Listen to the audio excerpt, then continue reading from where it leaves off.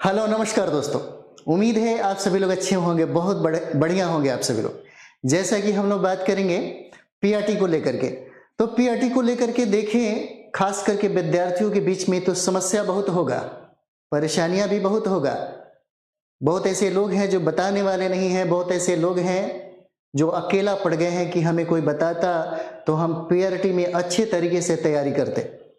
अगर कोई हमारे लाइफ में बताने वाला मिलता, कोई गाइड करने वाला मिलता, तो हो सकता है कि हम 4.0 में कंप्लीट कर जाते।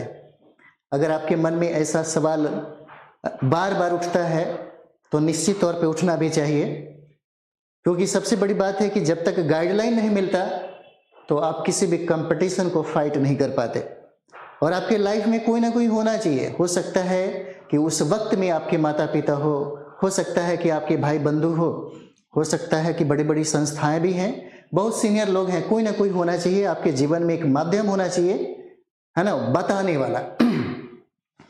कभी कभी सवाल ये भी होता है कि हमको पीआरटी में फाइट करना है, हमको खास करके हम उन लोगों के लिए बताना चाह रहे हैं जिनकी संख्या, जिनकी आबादी बहुत ज्यादा है, घर में बैठ करके वो काम करती हैं महिलाएं, और वो सोचती हैं कि हमको पीआरटी में एक सीट कंफर्म हो जाए। अगर कोई बताने वाला है तो ठीक है, अगर कोई बताने वाला नहीं है तो परेशानियां बहुत ज्यादा है। तो सबसे बड़ी बात है कि अगर कोई बताने वाला नहीं है तब भी कोई फर्क नहीं पड़ता, है ना। बुद्ध ने कहा था कि अपना दीपक, है ना, स्वयं जलाओ, और ऐसा होता है, 100% होता है। अगर आपको कोई बताने वाला नहीं है तो आपको एक काम करना पड़ेगा। अगर एक काम करते हैं तो निश्चित तौर पे आपका सिलेक्शन, आपका रिजल्ट 100% होगा। ये कोई बड़ी बात नहीं है, और होता है ना। ऑलरेडी अगर पीआरटी की बात है या टीजीटी पीजीटी की बात है, कोई बताने वाला नहीं है तो रिजल्ट के लिए कुछ टेक्निक होता है, कुछ तरीका होता है, उसी पे हम लोगों को वर्क करना चाहिए, उसी पर हम लोग को काम करना चाहिए।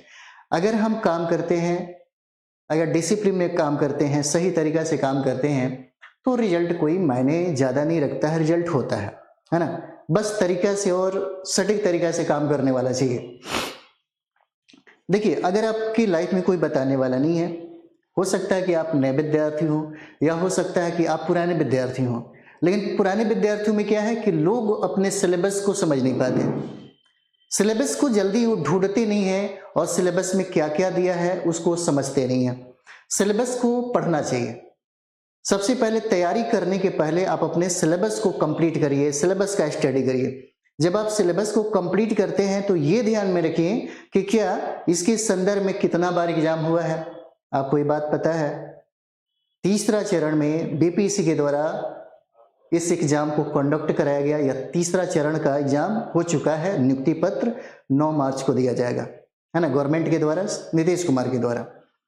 तो सबसे पहले आपने जिस सिलेबस को कंप्लीट किया है, क्योंकि 9 सब्जेक्ट पढ़ने हैं, और यहाँ पर बहुत बड़ी तादाद में इस बार पीआरटी की वैकेंसी जो है आने वाली है, और साथ ही साथ यहाँ अप्लाई करने वालों की संख्या भी आयोग के द्वारा अभी अनुमान लगाया जाता है कि लगभग 6 लाख लोग अप्लाई करेंगे। तो हमारा सबसे पहले एक ही टारगेट होना चाहिए, बाकी कुछ हो या ना हो। ये पूछा गया सवाल है आपके पीआरटी में, ये पीआरटी में, है ना, पूछा गया सवाल है। देखिए, ये पहले जो हम दिखाना चाहते हैं, जो हम आपको समझाना चाहते हैं, है ना, उस चीज पे फोकस करिए, फिर कोई जरूरत नहीं है आपको, है ना। ये देख रहे हैं कॉमन पेपर है, 30 प्रश्न, जहां से, है ना, 9 प्रश्न को सही करना है। 9 प्रश्न अगर आप सही कर देते हैं तो आप पास हो जाते हैं। अगर 9 प्रश्न भी आप सही नहीं कर पाते हैं तो बाकी का जो मेरिट लिस्ट, जिसके आधार पर आपका सेकंड जो पार्ट है, जिसमें 120 प्रश्न पूछे जाते हैं, वह 120 प्रश्नों का चाहे कितना भी अच्छा आप यहाँ से, है ना, नंबर उठा लीजिए, आपका सिलेक्शन नहीं होने वाला। इसलिए कॉमन पेपर जो 30 नंबर का जो पूछा जाता है, उसमें अनिवार्य रूप से पास करना है आपको, जरूरी है। अब सबसे पहले हम लोग क्या करेंगे, हमने तो सिलेबस को कंप्लीट किया, ठीक है, हमने सिलेबस को कंप्लीट किया है, सिलेबस को पढ़ा है, तो अब हमारा जो काम होगा वो काम होगा कि विगत जो 3 चरणों में एग्जाम हुआ है, री एग्जाम भी हुआ है, उन सारे पेपर को कलेक्ट करेंगे। उन सारे पेपर को आप चाहें तो हमारे टेलीग्राम ग्रुप पे जाइए, वहां भी आपको मिल जाएगा, एप्लीकेशन पे भी हमारे हैं, है ना, और अगर वहाँ नहीं मिलता है ना, तो आप एक काम करिए, है ना, सक्सेस मास्टर बाय अनूप सरकार, आपको टेलीग्राम चैनल है वहाँ पे भी मिलेगा, है ना, नहीं तो इस पे लिंक भी है, आप यूट्यूब चैनल पे आप देखते होंगे लिंक होगा, है ना, वहाँ पे दो आपको टेलीग्राम का चैनल मिलेगा, आप वहाँ से ज्वाइन करिए तो आपको सारा चीज़ें जो PDF है वहाँ पे मिल जाएगा, कोई बड़ी बात नहीं है, ठीक है। तो हमें ये समझना होगा कि 120 प्रश्न जो है, जो जनरल स्टडीज से हमें पूछे जाते हैं, जिससे मैथ और रीजनिंग के भी प्रश्न पूछे जाते हैं। तो सबसे पहले हमें करना क्या है कि एक एक क्वेश्चन पे आप फोकस करिए, एक एक क्वेश्चन पे आप फोकस करिए, है ना। इसी तरीके से एक एक क्वेश्चन को आप देखिए कहाँ से ये प्रश्न पूछे गए हैं, है ना। ये जो प्रश्न है तो आपको समझ में आ जाएगा, अच्छा उदासीकरण प्रक्रिया का उत्क्रम क्या है, इसका मतलब ये है कि साइंस से यहाँ पे प्रश्न पूछे गए हैं, यहाँ पे, है ना, साइंस से प्रश्न पूछे गए हैं, ठीक है। उसी तरीके से आपको सब समझ में आ जाएगा, है ना। हेनले पासपोर्ट सूचकांक 2023 में भारत का कौन सा स्थान है, अच्छा ये करंट से प्रश्न पूछा हुआ है, ठीक है।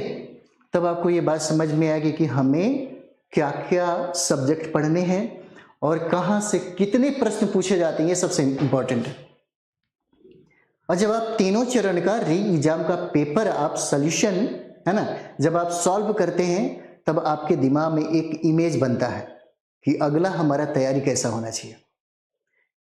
उसके लिए अगर आप चाहते हैं कि आप अपना फ्यूचर देख सके, है ना, ऐसे कहा जाता है, महात्मा गांधी ने यह बात कहा है कि जिसका वर्तमान अच्छा होता है उसी का भविष्य अच्छा होता है।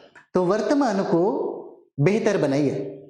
अगर आप चाहते हैं कि 4.0 में आपका रिजल्ट हो, तो 4 पॉइंट रिजल्ट के लिए सबसे ज़्यादा जरूरी है आप अपने सिलेबस को एक बार डिस्कशन कर लीजिए अच्छे तरीके से, है ना, बढ़िया तरीके से आप पढ़ लीजिए। उसके बाद जितना भी प्रश्न पूछा गया विगत वर्षों में, बाकी लोगों पे ध्यान मत दीजिए, है ना, कौन क्या बता रहा है उस पर ज़्यादा फोकस मत करिए, हम ये करा देंगे, हम वो करा देंगे, उससे अच्छा है कि जो दिया गया है ना, 3 चरण में जो एग्जाम हुआ है, री एग्जाम भी हुआ है, उन सारे प्रश्नों को निकालिए, अपने टेबल पे रखिए और दिन भर यहीं करिए, दिन भर प्रश्नों को निकाल करके सॉल्व करिए, समझिए कहाँ से कितना प्रश्न पूछा गया है, कहाँ से प्रश्न पूछा गया है ना।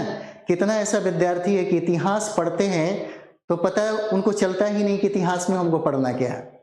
बहुत ऐसे विद्यार्थी हैं, है ना, बहुत सारे बड़े बड़े इंस्टीट्यूट में पढ़ करके आए, है ना, उनको क्या ऐसा हुआ कि पूरे मॉडर्न इंडिया पढ़ रहे हैं, पूरे मॉडर्न इंडिया पढ़ रहे हैं, बिना मतलब के टाइम बर्बाद कर रहे हैं, है ना। और यहाँ तक कि ज्योग्राफी भी पढ़ना है, पर्यावरण भी पढ़ना है ना, बिहार स्पेशल भी पढ़ना है, उनको अभी तक ये समझ ही नहीं आ रहा है कि हमको कहाँ से पढ़ना है। हम बार बार यही बताते हैं, 9 सब्जेक्ट आपको पढ़ना है PRT में, और 9 सब्जेक्ट में बहुत कम पढ़ने हैं। यही चीज़ें जानने में आपको समय लग जाएगा, और अगर आप चाहते हैं कि हम जाने तो यही एक रास्ता है, बहुत बेहतर रास्ता है आपके लिए। इस चीज़ को समझने के लिए कोई बड़ी बात नहीं है। जैसे में अगर मैं आपको बताऊं तो सबसे ज़्यादा जो मतलब ओरिजिनल कहा जाता है, जो एक होना चाहिए कि हमें बेहतर जानकारी कहाँ से मिलेगा, कैसे हम इस चीज़ को सटीक जानकारी हम इकट्ठा कर पाए। तो सटीक जानकारी इकट्ठा कर पाने के लिए सबसे पहला काम करिए, अपने आप पे भरोसा तो रखिए, और भरोसा तब आपका सबसे बेहतर होगा जब आप इसके संदर्भ में जो पेपर हुआ है, विगत वर्षों में जो पेपर हुआ है, उन प्रश्नों का मूल्यांकन तो एक बार करके देखिए। जब तक आप मूल्यांकन नहीं कर पाते हैं तब तक आपका दिमाग, है ना, हर आयाम को, है ना, ढूंढ नहीं पाएगा कि अच्छा हमें अगर 9 सब्जेक्ट पढ़ने हैं तो कहाँ हमको फोकस करना चाहिए। इससे आपको ये बात पता चलेगा, है ना। इसी से यानी कि इसका अगर आप पेपर का आप एक बार मूल्यांकन कर लेते हैं तब यहीं से आपको समझ में आएगा कि हमको क्या पढ़ना है और क्या छोड़ना है। बहुत बड़ी बात बता रहे, फिर आपको जरूरत नहीं पड़ेगा, फिर किसी से पूछ भी नहीं करिएगा। आपको लगेगा कि अब कोई बात नहीं, कोई बताए तो बताए या ना बताए कोई बात नहीं है ना। तीनों पेपर का री एग्जाम का जो पेपर हुआ है उसको एक बार बनाइए, है ना। बनाने के बाद आपको ये समझ में आ जाएगा कि हमको क्या पढ़ना है और क्या छोड़ना है, क्योंकि ऑलरेडी आपने सिलेबस को क्या किया, कंप्लीट किया है। ऑलरेडी आपने सिलेबस का जो है ना एकदम स्टडी किया है। तो सिलेबस का आपने स्टडी किया है और आपने जो भी प्रश्न है, जो विगत वर्षों में जो भी प्रश्न पूछा गया है, उन सारे प्रश्नों का आपने मूल्यांकन किया, तो फिर अब क्या जरूरत है आपको? किसी की जरूरत है? अब आपको जरूरत है एक प्लान बनाने का। अब जरूरत है आपको स्ट्रेटजी बनाने का। अब आपको बनाना क्या है? रणनीति बनाना है। रणनीति बनाइए, और रणनीति क्या होना चाहिए? एकदम सटीक होना चाहिए। जब आप रणनीति बनाते हैं तब आपको ये बात समझ में आ जाता है कि अब हमको क्या पढ़ना है। जब ये आपको समझ में आ जाता है कि हमको क्या पढ़ना है, तो संदर्भ ढूंढिए। संदर्भ ऐसा नहीं है कि किसी के नोट्स पे आप ज्यादा निर्भर हो जाइए, है ना। पटना में एक से बड़े बड़े इंस्टीट्यूट है, उनके नोट्स के चक्कर में मत पड़िए, नहीं तो पता चलेगा कि समय भी बर्बाद हो गया और बेहतर चीजें मिल भी नहीं पाया। बेहतर चीजें कोई भी इंस्टीट्यूट, चाहे हम हो चाहे दुनिया के तमाम जितने भी पटना दिल्ली के बेहतरीन से बेहतरीन इंस्टीट्यूट हो, सारे लोग अपना मटेरियल जो है एनसीईआरटी से कलेक्ट करते हैं, एससीईआरटी से कलेक्ट करते हैं। हम भी आपको वहीं पढ़ाएंगे। दुनिया के तमाम जितना भी इंस्टीट्यूशन है वो सब यहीं पढ़ाएगा, है ना। तो कोशिश करिए ओरिजिनल जो सटीक जो संदर्भ है उस चीज को पढ़ा जाए। तो सटीक संदर्भ क्या है? क्या होता है ना कि सटीक संदर्भ क्या होगा? सटीक संदर्भ आपका एनसीईआरटी का किताब है, एससीईआरटी का किताब है। क्योंकि आप देखिएगा अधिकतर जो प्रश्न पूछा गया है इसमें, अगर हम लोग अधिकतर प्रश्नों की बात करें तो अधिकतर प्रश्न जो है बिहार के संदर्भ में है। आप एनसीईआरटी की किताबें खरीद लीजिए, आप एनसीईआरटी का सार संग्रह पढ़ लीजिए, लेकिन उन सारे प्रश्नों को आप बना नहीं पाएंगे जब तक आप बिहार के संदर्भ को लेकर के नहीं पढ़ते हैं। तो ये सबसे ज्यादा मायने रखता है बिहार के संदर्भ में। टारगेट बनाइए कि हमको 2 महीने के अंदर में सब चीजें कंप्लीट करना है। 2 महीना 60 दिन के अंदर में, क्योंकि नोटिफिकेशन 9 तारीख के बाद जैसे ही नियुक्ति पत्र सरकार के द्वारा जिस दिन अनाउंसमेंट किया जाएगा नीतीश कुमार के द्वारा, है ना, उस दिन से परेशानियां बढ़ जाएगा, प्रेशर में आप रहेंगे। कोशिश करिए कि इसको, है ना, प्लान जो है तुरंत बना लिया जाए और प्लान पे ही वर्क हो, है ना। जैसे में जिस तरह से हमने अभी होमवर्क सीरीज स्टार्ट किया है, होमवर्क सीरीज सबसे बेहतरीन होमवर्क सीरीज है। अगर पीआरटी के लिए आप लेना चाहें तो 9 सब्जेक्ट का टॉपिक वाइज टॉपिक आपको होमवर्क सीरीज मिलेगा। हम आपसे आपके घर पे ही होमवर्क कराएंगे, है ना, और पूरा टाइम रहेगा 3 घंटे का, 2 घंटे 3 घंटे 4 घंटे का टाइम रहेगा, जिसमें आपको उपस्थित होना पड़ेगा और आप हमसे बात भी करिएगा। आप हमसे बात करिएगा, मेरे जितने भी फैकल्टी के टीम के लोग हैं, टीचर जो लोग हैं, आप उनसे बात करिएगा। सारे सब्जेक्ट अलग अलग टीचर के द्वारा हम कराएंगे, ताकि आपकी जो समस्या है, समस्या खत्म हो जाना चाहिए। ये जो होमवर्क सीरीज है ये सफलता की तरफ आपको लेकर के जाएगी, और उसमें वही चीजें जैसे 1 to 5 के लिए अगर आप लेना चाहेंगे तो 1 to 5 का जो सिलेबस है उससे उसी के संदर्भ में हमारा एनसीईआरटी और एससीईआरटी के संदर्भ में सारे प्रश्न आपको मिलेंगे। विगत जो वर्षों में पूछा गया एक ट्रेंड है, उसी के ट्रेंड के अनुसार ही प्रश्न बनाया जाएगा और आपके सामने रखा जाएगा, है ना। आपको डेली होमवर्क सीरीज कराया जाएगा। आपको घर पे बैठ करके 4 घंटा वर्क करना पड़ेगा। 4 घंटा वर्क करेंगे तब हमारे साथ जुड़ेंगे, तब जाकर के आपको फायदा होगा। और ये हमारा एक प्लान जो है टेस्ट होमवर्क सीरीज का, इसमें मेरा एक ही मकसद है कि आपका स्कोर 90 पार करे। इसमें कोई चीजें नहीं है, हम सब चीजें नहीं बता सकते इसमें, है ना, क्योंकि हम थ्योरी क्लास यहाँ पे नहीं दे रहे। थ्योरी क्लास के लिए अलग है। थ्योरी क्लास को आप अगर लेना चाहते हैं तो थ्योरी क्लास होगा, और प्लस उसके साथ ऐड किया गया है होमवर्क सीरीज, तो आप चाहें तो वहां पे ऐड कर सकते हैं, दोनों आपको एक साथ मिलेगा। उसी तरह सारे सब्जेक्ट के लिए, टीजीटी पीजीटी जीएस के लिए भी है, सब्जेक्ट कॉम्बिनेशन के लिए है, और पीजीटी के लिए भी होमवर्क सीरीज। तो होमवर्क सीरीज पे सबसे ज्यादा वर्क किया जा रहा है, सबसे ज्यादा वर्क होमवर्क सीरीज पे, और होमवर्क सीरीज आपको वहां तक लेकर के जाएगी। और सबसे बेहतरीन क्या है कि अगर आपने अपने सिलेबस को कंप्लीट किया है, एक बात याद रखिएगा, जैसे टीजीटी वाले क्या करते हैं ना, टीजीटी में आप देखते हैं अगर सब्जेक्ट कॉम्बिनेशन में यदि आपका इतिहास है, यदि सब्जेक्ट कॉम्बिनेशन में आपका पॉलिटी है, या सब्जेक्ट कॉम्बिनेशन में ज्योग्राफी हो सकता है या इकोनॉमिक्स हो सकता है। बहुत ऐसे विद्यार्थी को लगता है कि नहीं मॉडर्न इंडिया ही पढ़ लेना चाहिए, है ना, एंशिएंट और मेडिवल पे फोकस नहीं करना चाहिए, कम ही फोकस करते हैं विश्व के इतिहास पे। आप देखिएगा विगत पिछले वर्ष जो एग्जाम हुआ है उसमें सबसे ज्यादा प्रश्न जो है आपके मॉडर्न इंडिया यानी कि इंडियन नेशनल मूवमेंट के संदर्भ में प्रश्न पूछा गया, और विश्व के इतिहास से प्रश्न पूछा गया है।